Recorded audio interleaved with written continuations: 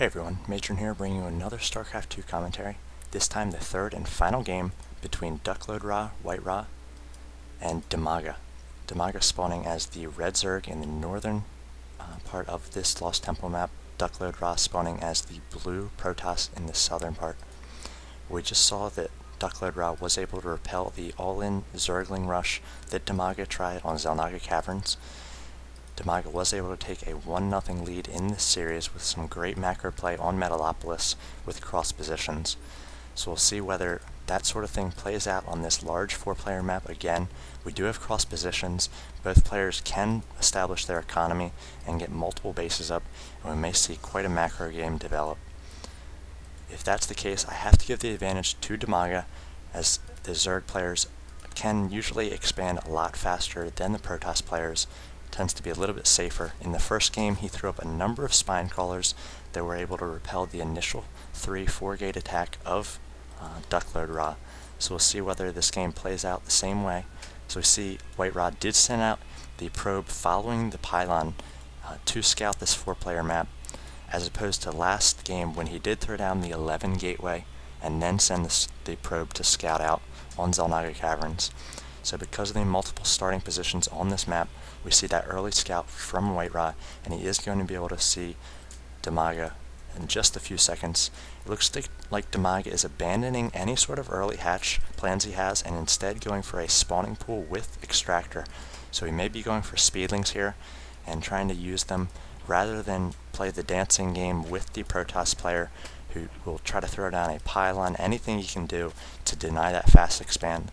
Dimaga had been pulling off a number of drones to try to take down the pylon, take down the probe, so he might have decided to just cut his losses early on and focus on this spawning pool with gas opening rather than try that fast expand.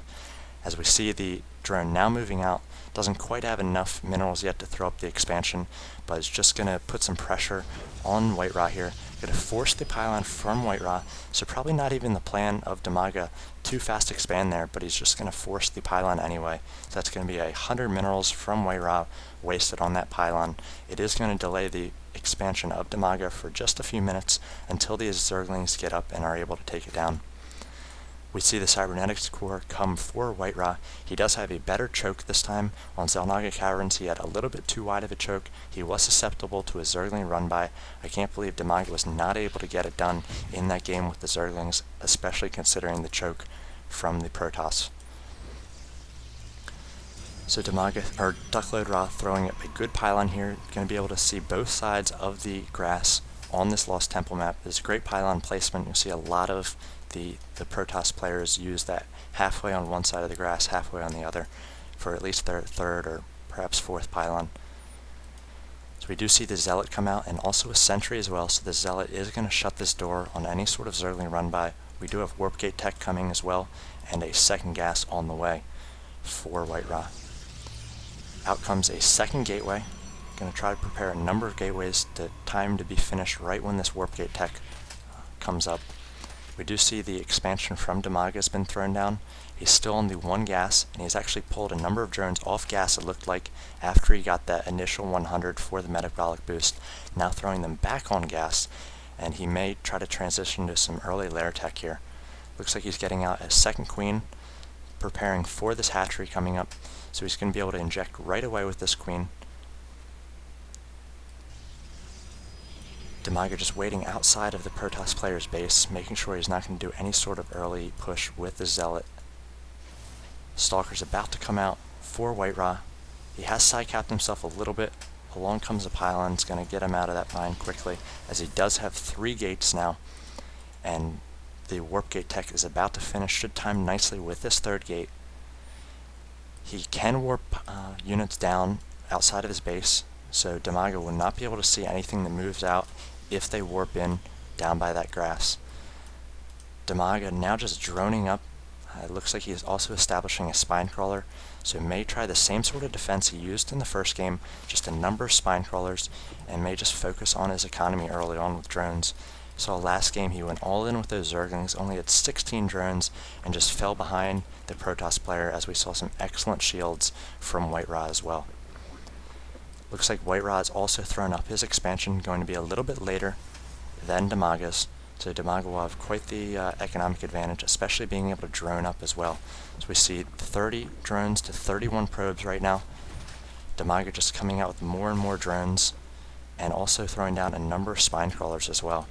So these spine crawlers will be able to repel any sort of early gateway pressure that WhiteRa attacks with. See, WhiteRa is using this forge. We'll see if we have the +1 weapons early on like we did in the first game, as it will allow the zealots to two-shot the zerglings. Or he could be using this forge just as a choke to try to make a smaller choke point for the Protoss player. It's going to be very advantageous. If he cannot get a small choke, then the zerglings can get a good surround on these susceptible stalkers. We see more and more spine crawlers coming out for Dimaga, so just really turtling up here, 5 spines so far, but we look, he's about halfway down a spire and just creating more and more drones as well. We do see ground weapon level 1 coming out for WhiteRa, along with a 3rd gas. These zerglings will be able to spot the movement of the stalkers and sentry army here. We'll see if Dimaga responds with any more of the spine crawlers. It looks like he's going to throw down at least a 6th here, perhaps even a 7th. We saw a probe move in for some sort of early scout, was taken down right away. So WhiteRa does know that these spine crawlers are there, 7 of them shortly. With the 6 range of the stalker, he may be able to hit these rightmost ones without the ones behind it being able to attack. Looks like he could take this down. He's going to take down 1 spine crawler, so 6 right there. He gets a good force field. He's going to be able to focus down this queen. The queen is not going to be able to escape, and he does take down that queen. So expert force field right there. He's able to take down that queen. It's going to slow down the macro of Dimaga quite a bit. So we see air weapons level 1 and 2 more queens coming for Dimaga, along with a number of drones. Weapons level 1 about to finish for WhiteRa. He's also getting out a Twilight Council, so we'll see if he goes for Blink Stalkers against Mutalisks again. No other tech right now. We just see the Twilight Council along with 3 gateways. So one mistake that WhiteRa made last time was he did not get enough gateways up, so we'll see whether he goes for 4 or 5 gateways. He has side-capped himself a little bit here as he's trying to push out more probes. We see a Nidus network going down for Dimaga, so I wonder what he'll do here. He does have sight with his Overlord. He could lay down a Nidus network here and attack these probes if he catches the Protoss out of position. Looks like the destructible rocks are about to go down for WhiteRa, so he can establish this gold base. Going to try to keep up with the Zerg player in the economic game, as Dimaga is just power droning here up to 57 drones to 48 probes for WhiteRa. He's getting up his 8th spine crawler, about to finish right here, and it looks like the Nidus network is instead going to connect to this island base. So he's going to establish a 3rd base here.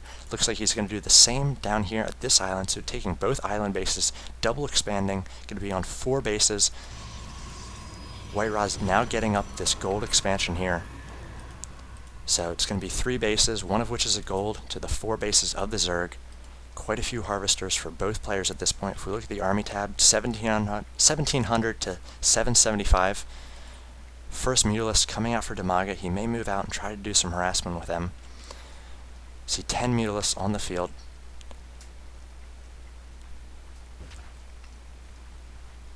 Both players just sort of working on their economy at this point. See 16 Stalkers, and Blink should be finishing shortly. We have ground weapons level 2 coming out for WhiteRa as well. So the Stalkers will be quite powerful with Blink and level 2 weapons. Looks like we have an Observer coming down for WhiteRa. We'll see whether he tries to come out with any sort of Colossus to go against the Zerglings that we may see try to surround these Stalkers. Again, in that first game, he was just able to take down those Stalkers with the high Mutalisk and Zergling count. In the second game, some great force fields. Looks like we have a good split on the Stalkers here at both bases for WhiteRa, able to repel those Mutalisks. So Mutalisk count not yet high enough to take on these large groups of Stalkers, as WhiteRa is trying to establish this gold expansion, and he will be able to. Down goes 1 Mutalisk. Dimaga really needs to make sure he keeps his Mutalisk count high here. Try not to lose any unnecessarily, and then at the very end, he can come with Mutalisks and Zerglings and maybe get a surround on these Stalkers. We see the Observer in position over this watchtower here, going to see if any sort of Zerglings move out. Looks like he's now going to head up into the base of Dimaga, see what he can see. He's going to see these spine crawlers down, all 8 of them now. as these Mutalisks and these Zerglings are preparing for some sort of attack. These bases are not yet saturated, just getting a little bit saturated for the Zerg player. This Observer now has access to this high ground, so we could see some blink up here. That's something he was not able to do on Metalopolis. The game just did not go in WhiteRa's favor. He was on the defensive. So we see these Mutalisks move in. They can get some great harass in on here, on these probes, as these probes are running to that gold expansion. No Stalkers here, so we see that the Stalkers of WhiteRa have moved to the north. They're going to plow through those Zerglings, and Dimaga needs to know that something's up. All the blink by the Stalkers here, going to come in, take down a number of Overlords.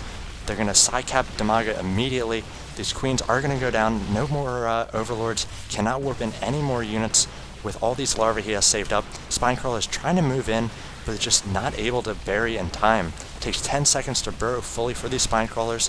The Blink Stalkers are going to be able to come in, focus down these Mutalisks. Needs to get more of these Spinecrawlers up here, trying to take down the Blink Stalkers. Blink Stalkers are blinking backwards as soon as they get low on life, trying to plow through those Mutalisks, and they are going to be able to lighten up this Mutalisk count and should be able to take down these Spinecrawlers. As we see, WhiteRa is able to take down all those flying units and now taking down the Spinecrawlers before they're able to burrow. And this has got to be GG from Dimaga. There it is, wishing his opponent good luck in the next round, as WhiteRa was just able to take the game with a great blink up from this low ground to the high ground. He caught Dimaga out of position with those Mutalisks, and he just had no answer for these Blink Stalkers. Again, +2 weapons for the Stalkers, and just a higher Stalker count this time. We see 4, 5, 6, 7 gateways this time for WhiteRa, so he's able to macro up much better in this third game than he did in the first. So great series from these players. WhiteRa will move on to the next round of the consolation bracket. We'll be playing Next Genius for the right to play Loner in the grand finals of Blizzcon 2010. So as always, if you enjoyed watching this series or any others, please subscribe, please comment, please watch another video. I'll go ahead and cast more Blizzcon for you coming up. I'll see you there. Thanks for watching.